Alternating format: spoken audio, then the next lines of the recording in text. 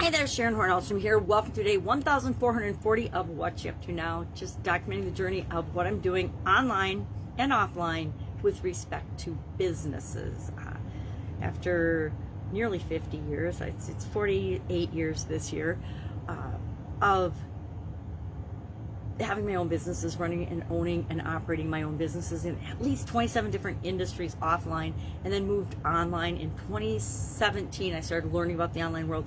2018 is when I really started to actually show up. 2017, I had some health challenges, which slowed me down but did not stop me in terms of learning about the online world following my divorce. Prior to that, I spent almost 5 decades in owning my own businesses, over a quarter century of that simultaneously in corporate America, learning about and working with and in some of the coolest and biggest as well as most interesting businesses and industries on the planet. My opinion, of course, but that's what I'm sharing here.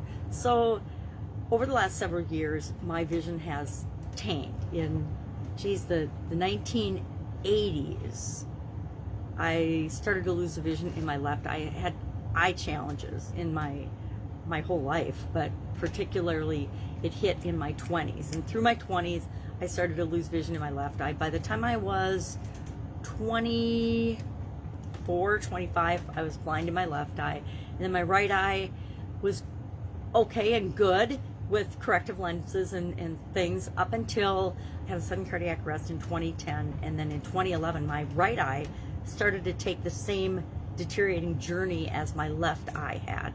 And so I went to Mayo and had eye surgery, and that bought me a couple of years, but my vision then started to deteriorate again following the surgery. And by 2019, I was legally blind in both eyes now. So I have vision challenges, and in order to keep moving forward and doing what I want to do, instead of journaling and writing and blogging and things and sharing my journey, I needed to switch to video. Well, of course, I, like almost everyone on the planet, before we do videos, before we do podcasts, before we do audio, before we get accustomed to our own voice, we're scared, really, really scared, right? It's really, really scary. Public speaking, talking in front of other people is one of the top fears of all human beings, which, you know, after you get used to it, after you do something, you're not afraid of it anymore. But like everybody else, in 2018, I was not wanting to do anything video related. 2017, especially when I first heard about and got on the online world, everyone, all my coaches and mentors were like, you have to publish, you have to do videos, you have to publish, you have to do videos, you have to publish, you have to do videos. And since my eyes were getting worse and worse and worse, I knew that I wasn't going to be able to keep typing and publishing unless I spoke into something and had it transcribed, etc. And to me, it was easier just to get over my fear of video and just show up on video. So that's what I did. So today, what do we talk about in Supersize Your Business and our annual challenge this year? Be You 365-day challenge, to do one thing every day that improves you or improves me. Today we talked about our core values. We're focusing on our the physical things in our self and our lives for the month of January. And so we talked about our core values with respect to our physical being, our physical, and my core value with respect to physical being is well-being. So do I have an environment? Do I have a home? Do I have the thoughts, beliefs, the feelings? Do I have the physical habits and practices that contribute to my overall continuously improving well-being? And well-being is my number one go-to core value with respect to my physical being. So what's yours was the question today. Think about core values, which is really important to you physically, and what is that for you right now? And then I think tomorrow we'll probably work on thoughts and beliefs and with respect to our physical life and our physical well-being. And I don't think I had that in the monthly layout that I'd done, so I'm creating the challenge as I go based on what works for me and the people that I've worked with. What works for us? What journey do we need to go on in order to create the continuously improving best version of ourselves? And thoughts and beliefs definitely play into that. Now we'll do a whole month in march on our thoughts and beliefs, our mental health, our mental aspects of our life.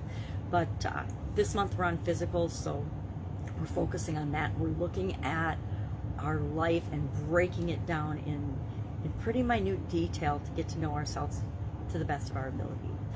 Our Supersize Your Business is my business page, and where I do most of my coaching and consulting, and use that in social media to interact with other people.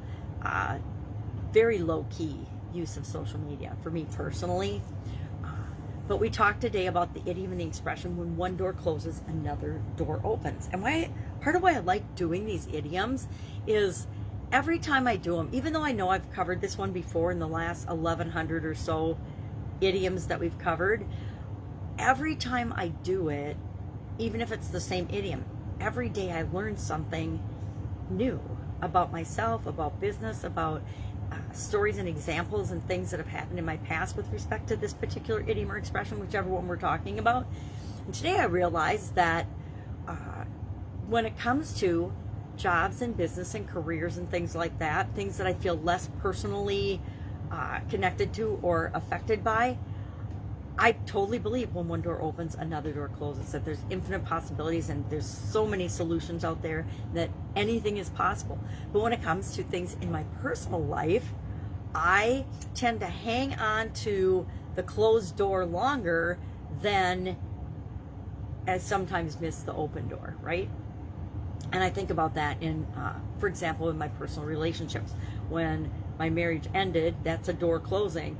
And I probably dwelled on and focused on my beliefs about failure and marriage and relationships and choices and things like that longer than I should have. And that meant there were doors opening that I totally ignored or didn't even see. So I realized this morning that it shows up, and I'm less likely to believe that idiom or expression in my personal life than I am in my professional and my business life, which I find really interesting. But it just goes to show us that we can learn about ourselves all the time, and that just because we are behaving in the way we want in one area or an aspect of our life doesn't necessarily mean we're going to be behaving that way in all areas and aspects of our life, with respect to everything in our life. I think what's the saying? How we do anything is how we do everything. I definitely don't believe that. I don't think how we do anything is how we do everything. There are areas and aspects of my life that I'm totally organized and I plan and I strategize and I'm specific about. And then there are other areas where it's like a free-for-all, right? Total chaos. Now, there are more areas in my life that are still chaotic than I care to admit. And maybe that carries over into all areas of my life, but I do not believe the expression that how we do anything is how we do everything, because some things aren't a high priority and we don't need to do them to the level of excellence and perfection that we do other things. For example, when I'm working with clients or coaching students, everything has to be perfect for them. It doesn't have to be perfect for me, but the experience I want to be exactly what they need and perfect for them.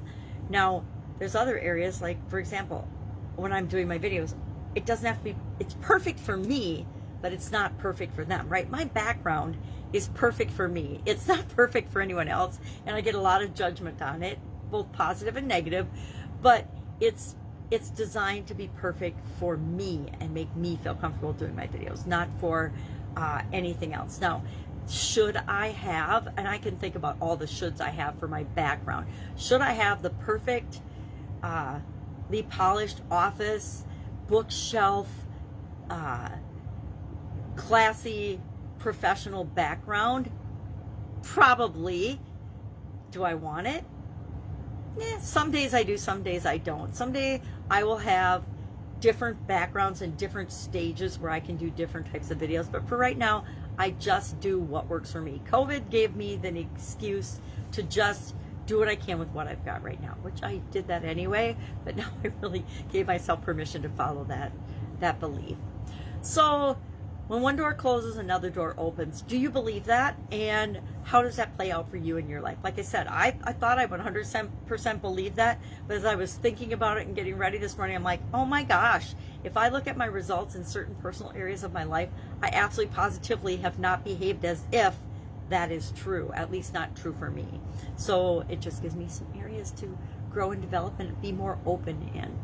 All right, that's all I've got today. I am hanging with my amazing little, now 11-month-old granddaughter today while the kids go snowboarding, so that'll be fun. I always love hanging with the kids. She's walking and trying to run now, and it's always fun because we forget when we're not around children the gift that they are in terms of energy and learning and tenaciousness and possibility and things, and that's always refreshing to me. If I can help you in any way, ask. Otherwise, I'll be with you tomorrow just to let you know what I'm up to.